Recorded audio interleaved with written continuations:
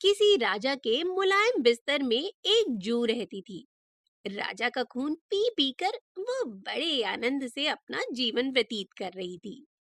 पर एक दिन कहीं से घूमता घामता एक खटमल वहां आ पहुंचा। जू उस खटमल को देखकर आतंकित हो उठी। उसने कहा, अरे खटमल, तुम यहाँ कहाँ से आ गए? इससे पहले कि कोई तुम्हें देख ले, तुरंत यहाँ से भाग जाओ।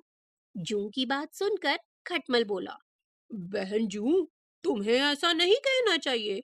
घर आए मेहमान को भी कोई भगाता है क्या? चाहे वो कितना ही दुष्ट क्यों ना हो। घर आए मेहमान का तो प्रेम पूर्वक स्वागत किया जाता है। धर्म ग्रंथों में भी ऐसा ही कहा गया है। अरे धर्म ग्रंथों की बात तो ठीक हो सकती है, किंतु मैं तो जब राजा सो जाता है तब धीरे से उसका खून चूसती हूँ। पर तुम्हारे मुंह में तो जैसे आग भरी है। स्वभाव से ही अत्यंत चपल हो तुम व्यक्ति के शरीर में मुंह मारते हो तो वो तड़प उठता है। यदि तुम स्वयं पर नियंत्रण रख सको तो ठीक है, अन्यथा यहाँ से तुरंत भाग जाओ। जू ने कहा। तभी खटमल बोला, तुम जैसा कहोगी मैं वैसा ही करूंगा। मैं अपने देवता और गुरु की सौगंध खाकर कहता हूँ कि जब तक तुम मुझे आज्ञा नहीं दोगी तब तक मैं शांत बैठा रहूंगा। परंतु खटमल तो खटमल ही होता है, उसमें धैर्य कहाँ।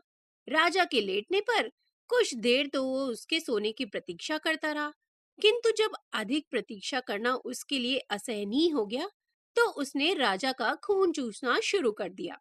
अब किसी के स्वभाव को उपदेश द्वारा तो बदला नहीं जा सकता। तो जब खटमल से नहीं रहा गया तो उसने राजा का खून चूसना शुरू कर दिया। बस जैसे ही खटमल ने दंश मारा, राजा तिलमिलाकर उठ बैठा। उसने अपने सेवकों से कहा, सैनिकों, इस बिस्तर में कहीं कोई खटमल तो नहीं छिपा है? राजा के उठते ही खटमल चारपाई के किसी जोड़ में जा छिपा। लेकिन जब सेवकों ने गौर से देखते हुए राजा के बिस्तर को उल्टा पलटा तो उन्हें जूं दिखाई दे गई। बस फिर क्या था, एक सेवक ने उसे अपनी उंगलियों से उठा लिया और मसल कर मार डाला।